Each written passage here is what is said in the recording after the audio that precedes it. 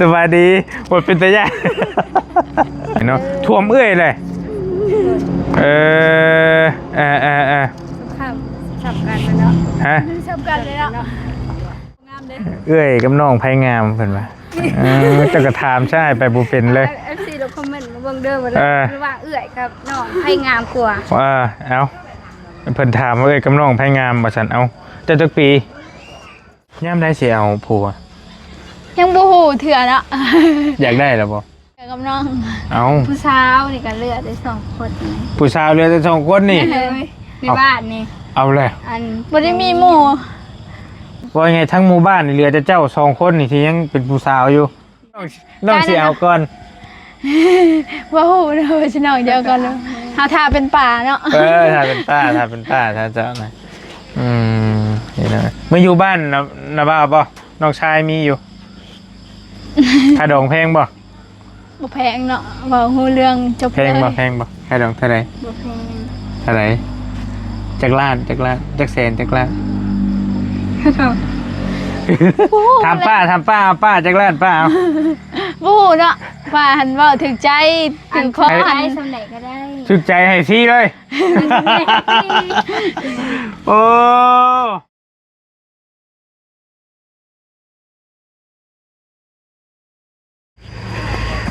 ตัวได้เพื่อนเจ้านะเป็นมีช่องลางผู้เพื่อนกาวกับเพื่อนไม้บ่เคยมาจากเถื่อได้บ่ลีก็ได้มาเยี่ยมเพื่อนน้องหวานตาเลยเนาะเพราะว่าบ่ลีเคยถ่ายคลิปน้องเพิ่นแต่อยู่เพื่อนน้องใจดีแล้วก็เคยว่าน้องเพิ่นเรื่อยอยู่แต่ว่ายังบ่มีโอกาสได้มาเยี่ยมมายามฮอดเฮือนฮอดซ่านว่าซั่นเนาะมื้อนี้มีโอกาสก็มายามก่อนช่วงค่ำๆว่าซั่นดอกพี่น้องเนาะเดินทางมันก็บ่ได้ไกลกันดอกเฮือนน้องเพิ่นก็อยู่ใกล้ๆนี้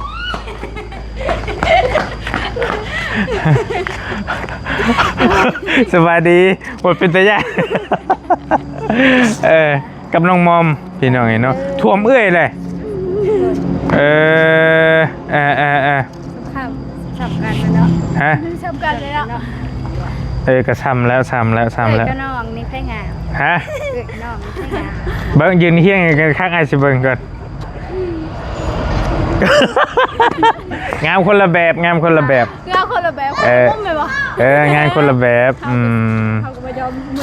เอื้อยกับน้องไผงามเพิ่นว่าจะกระถามใช่ไปบ่เป็นเลย FC เราคอมเมนต์มาเบิ่งเด้อว่าระหว่างเอื้อยกับน้องไผงามกว่าเอาเพิ่นถามว่าเอ้ยกับน้องไผงามบ่ซั่นเอาจะจักปี14 ปีสิเขา19 ปีแล้ว19 ปีแล้วเท่าเลยเนาะฮะบ่เท่าบ่ทันเท่าดอกพี่น้องน้องมอมบ่ฮู้พี่น้องชื่อได้บ่เนาะน้องเพิ่นก็แต่ว่าบอลลี่เองบ่เคยมาจากที่บ่เตียงเคยมาเฮือนเจ้าบ่มาจากเทื่อมาหลายเทื่ออยู่เดี๋ยวบอลลี่บ่ทันเคยมาจากเทื่อปัจจุบันนี้เจ้านอนอยู่ไสเนาะนอนอยู่พี่คือนอนอยู่พุทธนอนอยู่นี่บางมื้อก็นอนอยู่นี่บางมื้อก็นอนอยู่พุทธตอนนี้เฮือนเก่าแต่เดิมตอนนี้เฮือนใหม่แต่ว่ามันก็ทึบเบิดเลยเนาะบ่มีฮอดอันนั้นพี่น้องห้องน้ำห้องในจะบ่นะฮะน่ะมีห้องน้ำแต่บ่มีน้ำมันบ่มีน้ำก็ต้องแบบเนี่ยใส่ไม้นี่เป็นยังคือว่าบ่มีน้ำบ่มีน้ำอันน้ำบ่ได้เข้าน้ำเนาะป่ะพายังมาพี่นี่บ่ได้เอาเข้าน้ำแม่เอาคือบ่เขาเพิ่นบ่ให้เอาเข้าบ่หรือจังได๋บ่ได้บ่มีเงินว่าง่ายๆเลยบ่มีเงินเข้าแม่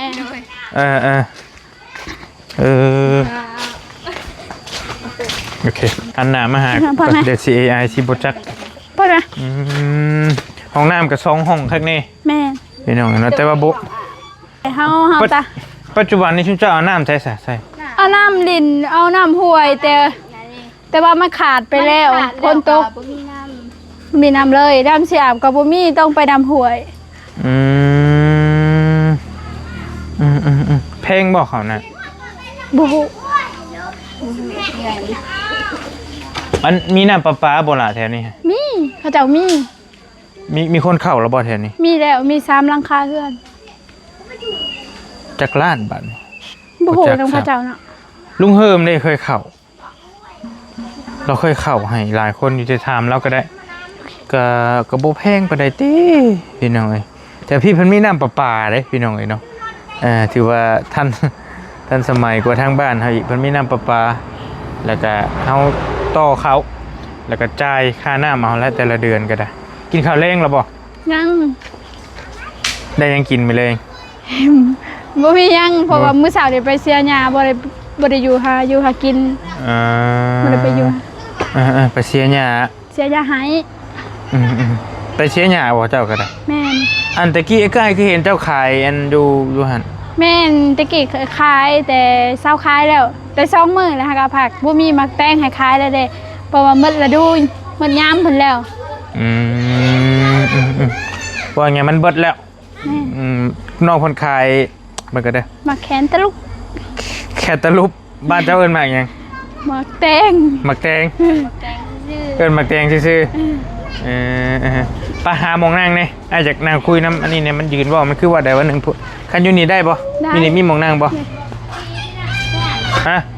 อายะเด็กน้อยลายเห็นนะความหมายว่า นั่งยืนอยู่นี่ก็ได้ ฮะอยู่นี่ก็ได้นี่อยู่นี่ เขาได้ฮักโน้ยแล้ว ใจโอ้ยเห็นว่าไอ้ตัวใหญ่กันบ่ฮักดอก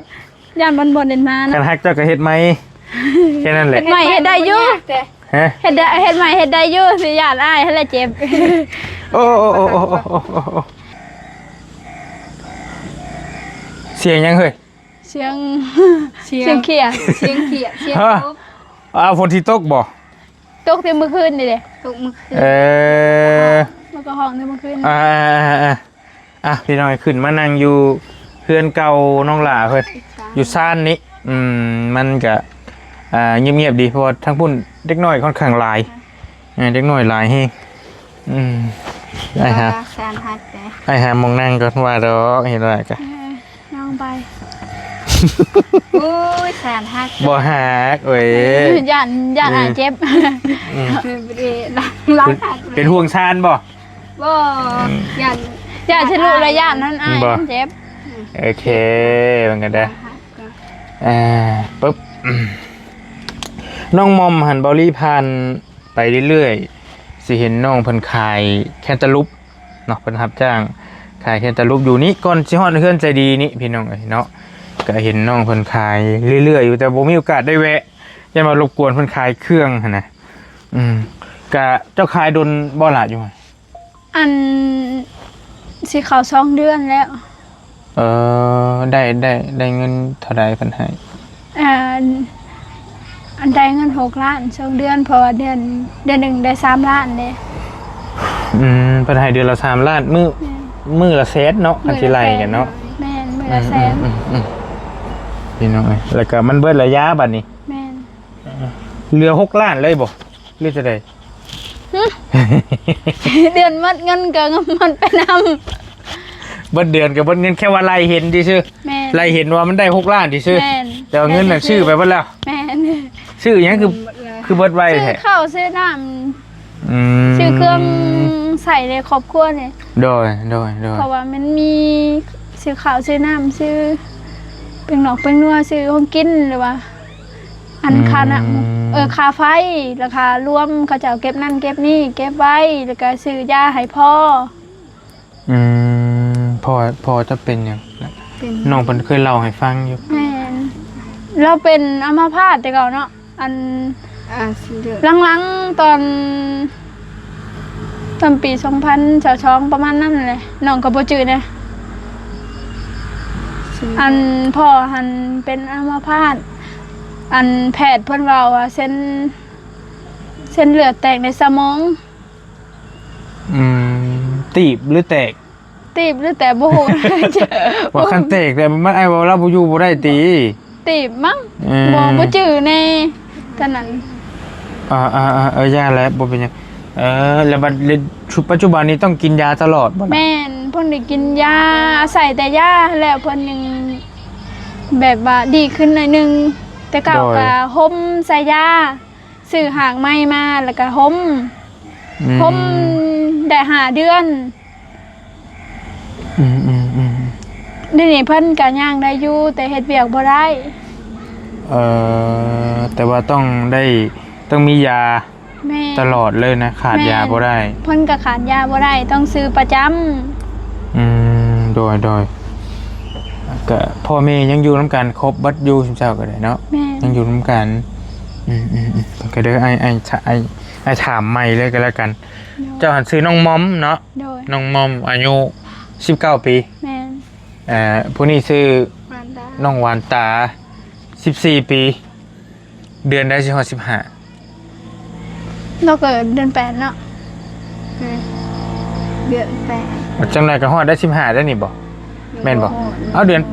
เดือน8แล้ว ตอนนี้บ่ทันฮอดเดือน8เด้ เดือน6ตอนนี้ เกิดเดือน6บ่ อันเราเกิดเดือน8แม่นบ่เราเกิดเดือน8เดือน8สิเข้ามานี่ก็15 ปีแล้ แม่น ว ก็กระแม่นเลยผิดแล้ว แล้วเฮาหันฮอดเดือนเฮาใกล้แล้วบ่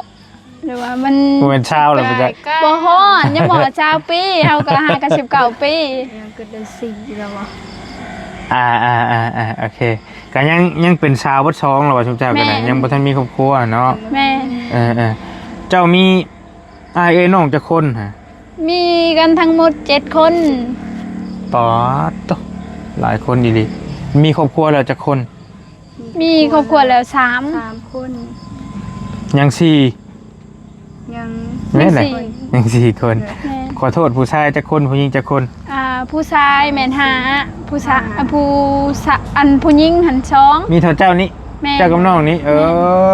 โอ้ที่เหลือผู้ชายหมดเลยโอ้ my god ก็ผู้นี้ผู้หลาบ่ พ่อแม่ บ่แม่ อ๋อ ยังเหลืออีกผู้หนึงถูกกับผ่านแต่เมื่อกี้เรียกผู้ชายเนาะ บักหำหันบ่ เลย โอเคแล้วก็ผู้นั้นผู้ละ แม่ ต่อจากเจ้าโอเค ทำผู้นี้แหละ โอเค ยุ่งเริ่มมาแล้วพี่น้องอันน่ะน้องมอมเจ้าได้เฮียนบ่ตะกี้ล่ะ เฮียน เฮียนเฮาใส่ ในหอดม.2แล้วก็ตัดสินใจออก เพราะว่าอีกอย่างอีพ่อก็ตอนนั้นบ่สบายเนาะเพิ่นเป็นไข้นั่นแหละแล้วก็เฮาขาดเคินหลายก็เลยบ่ได้เรียนต่อแต่ใจก็อยากเรียนอยู่ถามว่าเสียใจบ่ก็เสียใจคันถามว่าจะเรียนบ่ก็อยากเรียน แต่เฮาเฮ็ดหยังบ่ได้ เพราะว่าเฮาต้องออกเฮาขาดเคินหลายอีกอย่างก็ในเฮือนก็บ่มีไผเฮ็ดเวียกแหน่ซอยพ่อแม่ก็บ่มีเงินแหน่สิหันต่อมันก็ต้องใช้เงิน โดย ค่าน้ำหมอกน้ำมันเด้เฮาต้องใช้ค่าปึ้มค่าบิ๊กค่าซอมันก็หลายๆอย่าง แล้วบ่มีเฮาก็ตัดสินใจออก แต่ว่าก็เป็นเบิดแล้ว แม่ ได้เขียนออกมาเลยติ เขียนอ่านได้เขียนออกอยู่ ฮอดมอเลยดิพี่น้องอีหลาได้เฮียนบ่นาง เฮียค่ะก็หา หัดปหาออกคือกันเจ้าก็ได้ เฮียดอ มาสิเรียนต่อก็เรียนอันมัธยมก็ต้องมีรถเรียนอยู่บ้านดงมันไกล อยู่เฮือนบ่มีรถใช้เด้บ่มีรถแล้วก็บ่ได้เรียนเรา ออกจากปีแล้ว ออกได้ว่า2 ปีแล้ว ได้สิ2 ปีแล้ว ออก2 ปีแล้ว แม่น เอาอ้ายคือเห็นโมเมนต์เจ้าอยู่บ่ไผเอารถมามอบให้ตอนนั้น อันแม่นพระราชมอบให้รถเนาะ โดย แล้วก็ใส่รถนั้นรถก็เพแล้ว เพได้2 ปีบ่3 ปีประมาณนี้เพแต่ดนแหละ แต่เฮายังเรียนนั่นแหละเฮาออกหลังจากเฮาออกโรงเรียนแล้วรถก็เพเลย ไปแป้งก็มันก็เพอีกเนาะเฮาแป้งหลายเทื่อแล้วมันก็เพแล้วก็เฮาบ่แป้งเลย เพราะว่ามันแป้งบ่ได้แล้วอีกอย่างก็บ่มีเงินแป้งอีกเลย มันคือเพไว้แต่มึงก่อนเด้อจักปีว่าอ้ายเห็นจักปีเพิ่นมอบรถให้เจ้า บ่จือคือกันเนาะ อ้ายก็ว่าอ้ายรู้สึกว่าเห็นคลิปนะ โดย เห็นคลิปมันดันขึ้นมามันเห็นว่าเอ้าน้องมอมแล้วว่าอยู่หั่นนะก็3-4 ปีแล้วบ่ถ้าชื่อบ่ผิดนะปัจจุบันนี้เจ้าก็บ่ได้มีรถบ่ได้พากันมีรถบ่จ้ะ บ่มี เอาแล้วเจ้า จ้าไปเฮือนใจะดีไปได้ซั่นนะ บ่ค่อยไปบางทีก็ย่างเอา ย่างไปบ่ เลย โอ้ไกลเติบได้เนาะ สิไปใส่กะย่างเลยเนี่ย เอามือไปขึ้นเฮือนแต่งจริงเห็นได้ซะไปได้ใด ขี่รถกับเอื้อยในบ้านนี่ ไปกับคนในบ้านนี่นะเราขอติดรถน้ อืมโอเคพี่น้องเอ้ยก็มายามน้องๆเพิ่นก็ถือว่าเฮือนซ่านตอนนี้ทิพเจ้าก็พออยู่แล้วเนาะพออยู่พอมีอยู่หั้นนะว่าง่ายๆก็ได้การที่ว่าเรื่องขาดเคินนี่ก็มันต้องถามน้องเพิ่นมันขาดยุ่งเลยได้หั่นน่ะ เริ่มมาแล้วเด้อ ไอ้ถามนะนี่เนี่ยขาดแค่หยังครอบครัวชุมเจ้าตอนนี้ ำการยังขาดเคินร้ายเนาะเรา เอาเป็นจำเป็นสุดๆเลยคือหยัง จำเป็นก็คือน้ น้ำกับเขา ำน้ เพราะว่าบ่มีน้ำใส่เพื่อสิไปน้ำห้วยมันก็ไกลขึ้นภูไป เพราะว่าแต่เก้ามันมีน้ำลิ้นเนาะมีน้ำลิ้นแล้วก็หน้าพ้นนี่ทอมันขาดเฮาไปแป้งดุก็มันยังขาดเพราะว่าพ้นตกน้ำใหญ่เด้ อืม ก็เลยบ่มีน้ำให้ใช้บัดนี้ อยากได้น้ แม่ ำจะได้เข่าวกับน้ำ แม่ จะได้น้ำกับเข่าวอันเดียวกันโอเค เข้าก็ยังขาดเคินเดี๋ยวนี้ฮะ ให้ก็มีอยู่ติ มีให้แต่ว่าเขา ำ เห็น รถมีมันก็กินบ่คุ้ม แต่ มัน บุ เบิด กุ แล้ว แม่นมันกุบกุบเพราะว่าหลายคนอยู่เห็นให้ก็เข้ากับบ่งามสิปลูกข้าวมันก็บ่งาม แม่นชวนจะบ่ทางหลังนี่ มีเขตนี่ไปหมดแม่น นี่แหละเขตซ้ำนี่แหละเวลา ตัวลุ่มนี่บ่ภาคนั้นแม่นบ่ บ่แม่นของเขาเจ้า โอ้คนละที่คนละนั่นอีกอันนั้น เห็นเนาะมันก็มีเขตของภัยของมันนะความหมายว่าง่ายๆก็ได้6 โมงสิครึ่งมอครึ่งอะไรได้พี่น้องไฟฟ้าก็มีอยู่เฮือนเจ้าเนาะ มี มีไฟฟ้าพักนี่อยู่พี่น้องดินดอนตอนใหญ่ก็ครบแล้วแค่ว่าขาดเป็นบางสิ่งบางอย่างนะเอาแล้วก็ได้ทั้งเบิดเลยนับ1 2 3 4 5รวมทั้งเจ้าทั้งเด็กๆเล็กน้อยจะคนอยู่เพื่อนนำกันตอนนี้ เดี๋ยวละแล้วก็ ลองไล่ดูหลายเติบเบิ่ง 8 คน8 คนนั่งผู้น้อยทั้งร้าน 8 คนผูก แม่น โอ้ อันพ่อกับแม่ยังเวลา ไล่ไปแล้วเขาบ่อยู่เด้นำเฮาเขาอายบ่อยู่เขาไปเวียกไปแล้ว อยู่กันทั้งหมด8 คนจิ พออ้ายชุมเจ้าน่ะมาฝากลูกไว้สิบอก ว่าแม่นเพิ่นมาอยู่นำเฮาเพิ่นอยู่ในเฮือนหลังนี่อยู่นำกันแหละ มีร้านน้อยอีกผู้หนึงแล้วเพิ่นก็บ่ได้สมบูรณ์แบบเพิ่นพิการแต่เกิด ผู้ชายอยู่นี่อยู่พุทธ เยิน เพื่อนผู้ชายผู้หญิงฮะ ผู้ชาย จักเดือนจักปีแหละ ได้ปีปลายแล้ว พิการย่างบ่ได้ ย่างก็บ่ได้แข้งเราน้อยๆแล้วก็ตีนเราโค้ง ติดแล้วคุณเป็นนี่ แล้วก็หัวเราใหญ่โตเราน้อย เอ้า แต่ตัวนี้จะหัวใหญ่นี่ ๆเราบ่เป็นหนังบ่เป็นหยังมีแต่น มี อน แต่นอนอยู่ แม่น อยู่เทิงอยู่ลุมตอนนี้ จะไปใช้เราบ่แม่เขา แล้วจะลงไปจังหน่อยจังไปเบิ่งแค่ว่าเราอยู่หั่นนะ เราอยู่ เอ้าก็ว่าพี่น้องไอ้เนาะบัดนี้แล้วปัจจุบันน้องคือน้องหลาพะนี่น้องหวานตาเจ้าเฮ็ดหยังคู่มือนี่ล่ะ เราเอาร้านแล้วค่ะ เอาลานผู้พิการหั่นบ่ แม่น แล้วก็เจ้าเด้หาเขาออกแต่เวียก2 มื้อนี่ติ แม่นเมื่อวานนี่ก็ไปเสียหญ้ามื้อนี้ก็ไปเสียหญ้า อยู่ไสให้ หญ้าอยู่ผู้หญ้า อยู่ผู้คน ให้อยู่ผู้ อ้ายย่างฮอดบ่ โอ้คำบ่ได้เพราะมันไกล เป็นหยังคือว่าบ่ฮอด ว่าแล้วมันคำเลยเนาะ บ่แม่นมือไม้ หมาย นะ ว่าได้ย่างไปได้ แต่มันใกล้เติบอยู่ โอ้ย่างคันอันย่างเนื้ออายบ่ไหว โอ้ยเป็นหยังคือว่าอ้ายบ่ไหว บ่ไหวเล่นละละ เห็นเนาะปานเคยไปแล้วไหม ย่างไปหันฮอด แต่ว่ามันใกล้เติบ มัน อยู่ ใกล้เติบเลยย่างจนแต่เช้า7 โมงมันฮอดได้11 โมงหรือ9 โมงประมาณนั้น โอ้ไกลลิใช่ผมหมายว่า ต้องขึ้นภู ขึ้นภู ลงภูได้ เป็นยังจะมาอ้ายไปบ่ฮอด บ่ฮอด เจ้าก็ว่าโอ้เช้าเมื่อยไป เนาะแล้วก็นั่งได้นั่งพักได้คันว่าไปก็ได้นั่งพัก 7 โมงพุ่น10 โมงหรือ11 โมงพุ่นฮอ บ่ ด ไปก็ต้องย่างไปเลยขึ้น บ่ ไปขี่รถได้ครึ่งทางแล้วก็ขึ้นอีกไปพุ่นบ่ได้ รถจักรก็ต้องจอดไว้อีก ครึ่งทาง จอดไว้ครึ่งทาง แม่นเพราะว่าเข้าไปนั่นบ่ได้ มันเป็นภู โอ้โอเคโอเค เช้าเมื่อยแล้วไปโอ้ เอาไอ้ย่างไปประมาณ30 นาทีไอ้กันนั่งพักไหวเลย ได้คันเรานั่งพักได้ 11 โมงฮอดจ้ะ เออแต่ก็ว่าไปแล้วบ่เคยย่างเห็นไอ้ตัวใหญ่สิบอกยันย่างบ่ไหวบ่อืม อย่ายังบ่ไหว ไหวเจ้าฮอดบ่ไปประจำบ่ ไปประจำ ไปประจำก็พอดีไอ้ก็พอดีจอยเลยไปกลับอ่ะออกกำลังกายเลย พอดี ร่างกาย หลุดหุ่นเลยหลุดความตื่นเลยได้จอยเลยมานั่นไปให้น้องมอม อืม เขาก็เราขึ้นไลฟ์กว่าเก่าเลยบัดนั้นเนาะ โยคักแล้ว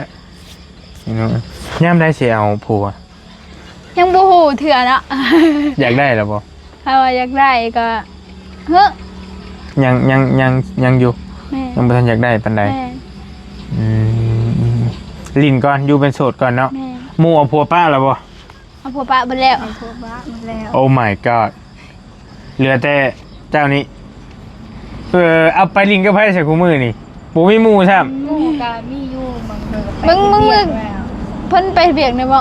เนาะเขา3คนไปเฮ็ดเวียก 3 คนไปเฮ็ดเวียกแล้ว แล้วก็เอาผัวไปนํมีคนไปเฮ็ดเวียกบางคนก็เอาผัวบางคนก็ไปเฮ็ดเวียก แล้วก็อยู่บ้านเหลือแต่2คนเกี่ยวกับน้อง เอา ผู้สาวนี่ก็เหลือได้2 คนนี่ ผู้สาวเหลือแต่2คนนี่ เลยในบ้านนี่ เอาเลย อัน บ่ได้มีหมู่ มีแต่ไม่ห่างนะมีอยู่ มีผู้หนึง เดี๋ยว แต่เพิ่นสิเอาผัวแล้ว ไอ้เคยมาสัม 2 3 3กัน บ่ เลย เห็นคือทำอะไรอีกแล้วก็นับชิลิกอีนับมาได้ยอมไหมกี่ อันนู้นอันไม่ห่างไม่ห่างเนาะ เป็นความเจ้าอยู่ชุมเจ้ายังเป็นผู้สาวเนาะ เลย ไอ้เคยมาสัมภาษณ์น้องคนหนึงแต่ปีก่อนจักซื้อหยังวะ น้องคันบ่ แม่นบ่น้องขันบ่เอาผัวแล้วบ่หันกะ เอาผัวแล้ว เอาแล้ว ไปอยู่บ้านผัวแหละ บ่อยู่หันอยู่บ้านนี่ผัวเรามาสู่อยู่บ้านนี่ ไอ้ก็บ่ชื่อบ่แม่นบ่น้องขันบ่มันดนเฮง น้องคัน ที่ว่าเราแม่เราเสียบ่ แม่น บ่เตียงก็เคยถ่ายดอก แม่ น้องเพิ่นนั่ แม่ นน่ะ เราอันเสียแล้ว อืม น้องคันแล้วมีไอ้เนาะมีไอ้เนาะ2คนแม่นบ่แม่นเลย ไอ้ก็บ่ชื่อบ่หรือบ่ชื่อหรือบ่อยากชื่อปานใดเออแต่ว่าก็ชื่อว่าเคยมาสัมภาษณ์เป็นกำพร้าดอก แม่น ชื่อว่ากำพร้าแม่นี่แหละ แม่น เอาพัวแล้วนั่นก็ได้ แม่น ว่าไงทั้งหมู่บ้านนี่เหลือแต่เจ้า2คนนี่ที่ยังเป็นผู้สาวอยู่ยังโสด ยังจะยังหาคน3คนไปแล้วไปเบียกแล้ว ผู้นี้กินเดียวผู้นี้ว่าเหลือ2 เดี๋ยวช่องเพิ่นก็ไปเบียกหมดแล้ว เป็นไม่ห่าง ก็เป็นแม่ห้างคือกันน่ะเป็นแม่ห้างพุ่นน่ะแต่ว่าผู้ คันผู้สาวแท้นี่ มีแต่ เหลือสี่ 4 คน คน ผู้สาวอะไรแต่ผู้หนึ่งเป็นแม่ห้างเพิ่นไปเบียกแล้ว ม อยู่แต่บ้านนี้มีแต่2คน โอเคจะมาน้องสิเอาก่อน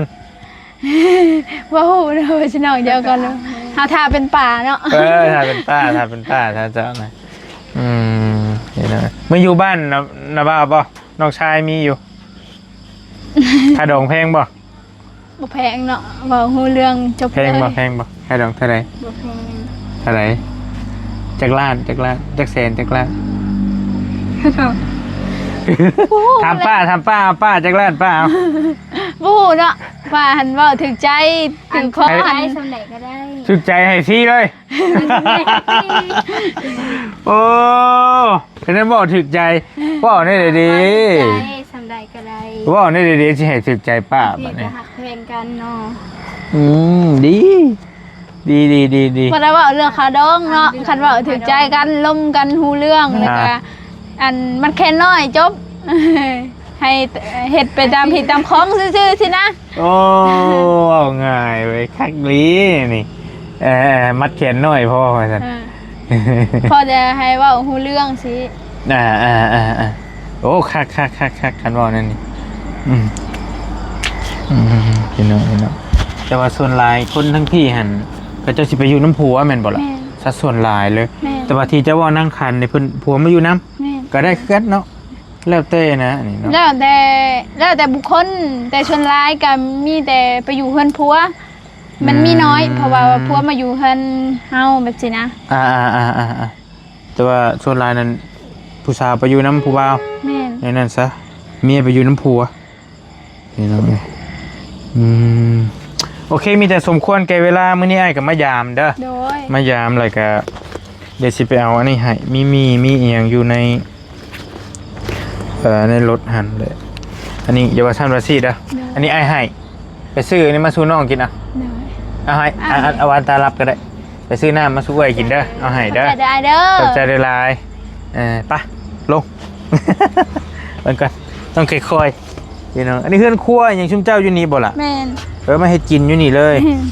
โอเคเบิ่งไอ้ลงก่อน ชิโตได้ เฮ้ยบอกฮักนะเฮ้ยนี่มาลงมาเฮ้ยกระโดดเลยยันหันอายโดดหนี ฮะโอ้ยแค่ดินถล่มบ่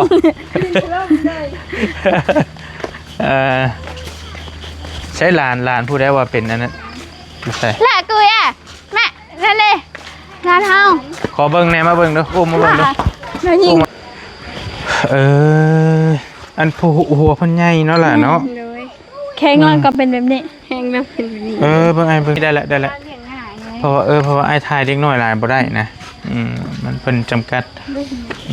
กระบาบแล้ว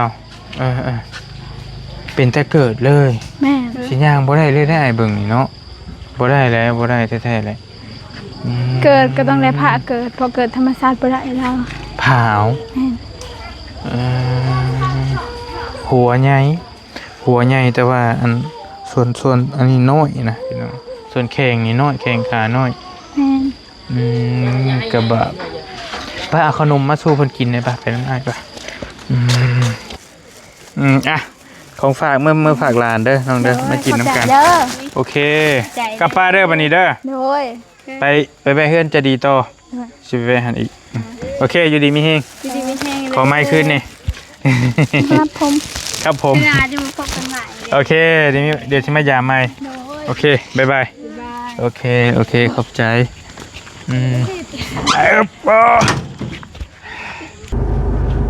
ไปต้องมืดตื้อๆบอลี่กับมายามทางน้องมอมพี่น้องเนาะน้องวานตา